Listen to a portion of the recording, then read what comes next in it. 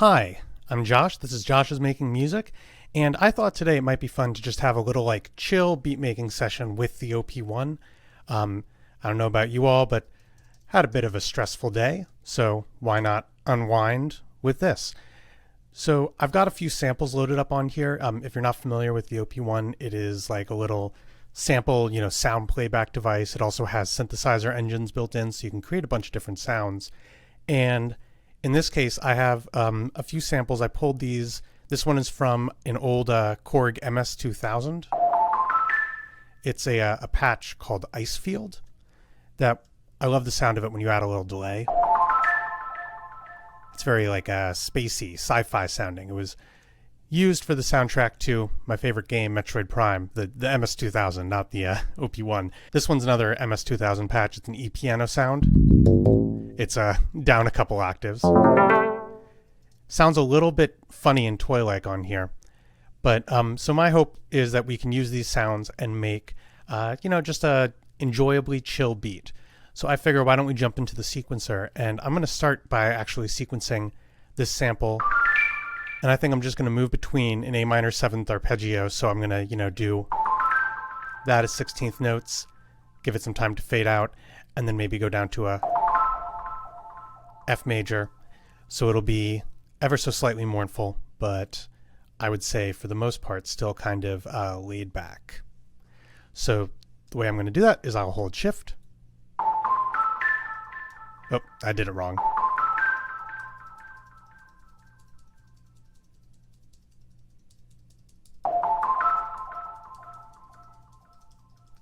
And now I'm just adding in a bunch of empty steps. All right, so now if I hold this C,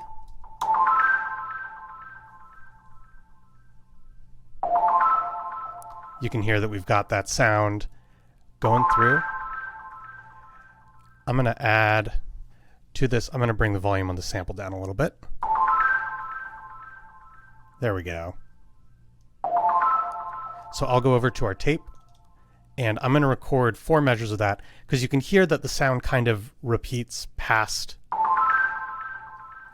it repeats past the end of the measure. I think just a little bit, might be my ear playing tricks, but if you record 2 goes of it, the second go of it is going to have the repeats from the first one. It might make more sense as we do it. So I'll hold record, I hit the note.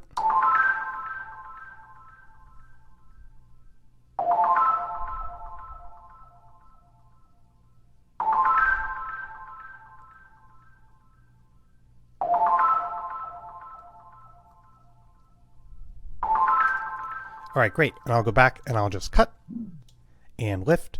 And now we've got 1, 2, 3, 4, 5, 6, 7, 8. 8 measures of that. I'll just set a little loop point here and another loop point there. So now it'll play through the first 4 measures, and then when it gets there, it'll loop. So while we've got that looping, I figure, why don't we go over to that E-piano sound, and I'm just going to try out something to do in the bass. Before I start, I think I'll add nitro. This is like a low pass / high pass filter. I guess that makes it a bandpass filter. Despite having a YouTube channel, there's a lot of basic knowledge I clearly still have to learn. But anyway, I'll let this repeat, and then I'll jump in on here.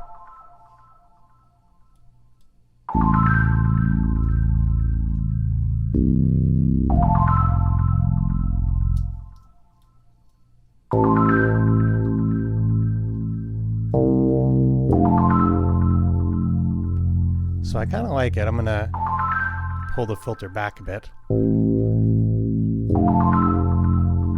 There we go.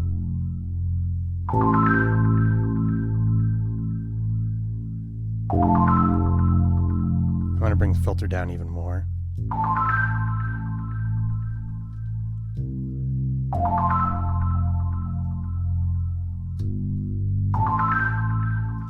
All right, I think I've got an idea of what I'd like to add.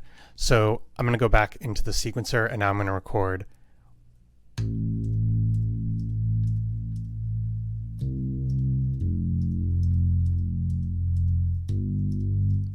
And I don't want that to be 16th notes, because if I play it back as 16th notes, it's going to sound like this.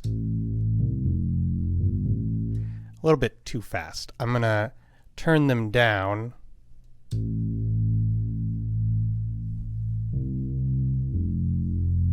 There we go. And I can play around with that sound a little bit more. I could play with the filter. In fact, I might even let's add an LFO to modulate the filter. So we're going to use the value, and I'm going to change it so it's modulating the effects. I'll turn it. We want it to modulate the red value. That's the cutoff frequency for the low pass filter.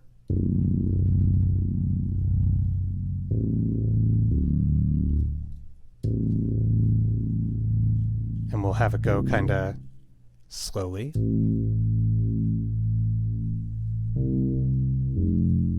And you can hear that there's just now a little bit of motion in that filter. I could even make it go just a bit faster.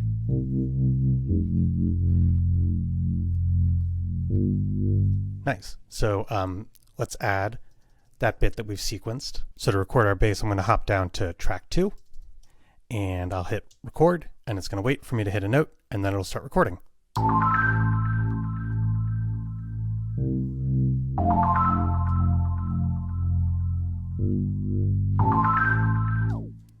All right, great. I'm going to cut, and I will lift that whole thing, and I'm just going to bring it over here.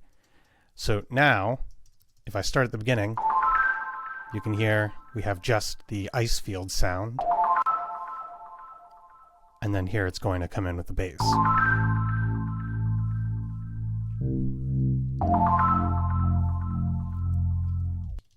Fun. All right, so why don't we add some drums before we do anything else? So over here I've got, this is drums that I've pulled from a Yamaha RX-17, just like a kind of cheap, like a 80s drum machine. And they have a lot of like punch to them, and I actually kind of want to try filtering out a lot of it. There we go. I know it makes them sound more hollow, but I think that it's going to kind of fit in with like what we've got going on here. Now I just have to figure out what I would like the drums to do. Like I did before, it helps to just play the pattern and then, you know, just improvise along with it.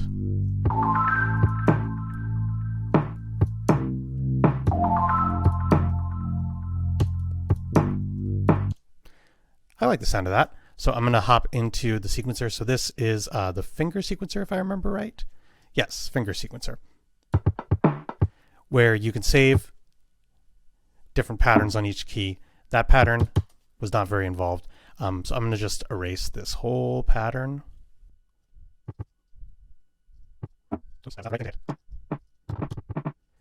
So you can hear now, as I hit a different key, I have a different pattern coming in.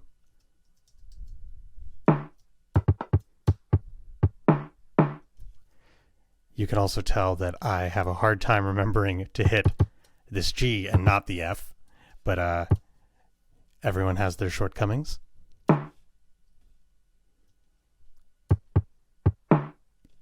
And something else that I could add along with that would be that hi-hat, just to give it a little bit of, you know, something to fill in those empty spots. So let's hear how that sounds. Like before, we'll hop back over to the tape. This time we will be on, well, we're already on track 3. So I'm just going to go to the beginning and I will record it.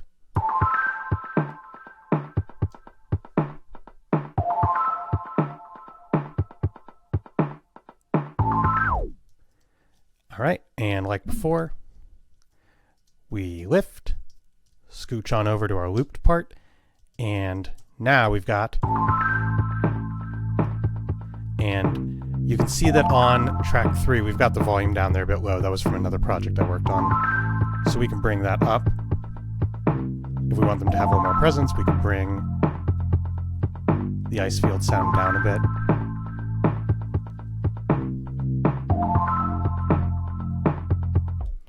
And this is actually a good opportunity to talk about, I guess, the way effects work on the OP-1. I've made a couple of videos on the OP-1, but what's interesting is that, each sound has an effect, and then on the whole tape you've got here, you can also have a whole master effect. I think I got this from a Red Means recording video that he said that when doing the stuff with the tape, that he likes to add just a little bit of the reverb effect called spring, because it gives the sound a little bit of like stereo space.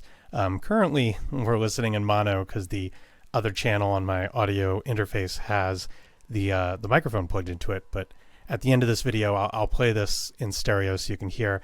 I do think it sounds kind of awful if you have like a ton of it. I mean, I'll play it. I apologize to your ears.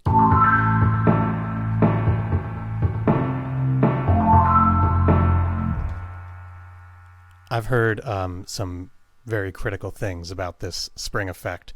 I don't think it's the worst reverb I've ever heard. With just a little bit of it, you can get just a little more space added to the sound, as opposed to with it off, you can hear it sounds a little more flat. Here it's got a little more room. It's breathing. If there's one thing you take away from this video, it's that music can breathe. So I think the last thing that we'll add, I was thinking about using this sound, but I actually think it might be fun to grab a sample I pulled from a Casio MT68. Where are you? There you are. Flute sound. It sounds very bright.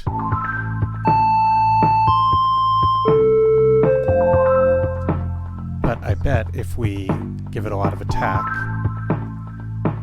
and like we did with the drums, we'll scoop out some of the low end, some of the high end.